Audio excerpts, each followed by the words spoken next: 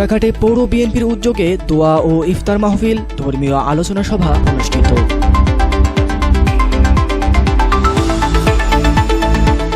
আসসালামু আলাইকুম। এমকে টেলিভিশনের পক্ষ থেকে আপনাদের আন্তরিক শুভেচ্ছা জানাচ্ছি। আমি ইফতেখার। শুরুতেই শুনলেন সংবাদ শিরোনাম, এখন বিস্তারিত। দিনাজপুরের ঘোড়াঘাটে পৌর বিএনপির উদ্যোগে দোয়া ও ইফতার মাহফিল উপলক্ষে এক ধর্মীয় আলোচনা সভা অনুষ্ঠিত হয়েছে। ৮ মার্চ রবিবার বিকেলে পৌর এলাকার দক্ষিণ জয়েদপুর সরকারি প্রাথমিক বিদ্যালয় মাঠে এই দোয়া ও ইফতার মাহফিল অনুষ্ঠিত হয়। এতে সভাপতিত্ব করেন ঘোড়াঘাট পৌর বিএনপি সভাপতি আব্দুস সত্তার মিলন। অনুষ্ঠানে বক্তব্য রাখেন পৌর বিএনপি ও এর বিভিন্ন অঙ্গ সংগঠনের নেতাকর্মীরা। তাদের মধ্যে উপস্থিত ছিলেন মোহাম্মদ ফরিদ মিয়া, মুক্তার হোসেন, আবুল কালাম আজাদ এবং ছাত্রদলের সভাপতি সজীব সহ আরও অনেকে।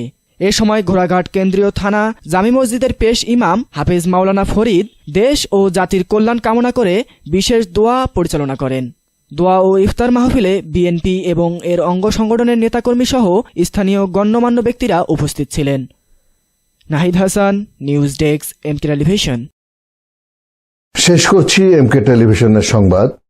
এতক্ষণ আপনারা আমাদের সাথে থাকার জন্য অসংখ্য ধন্যবাদ।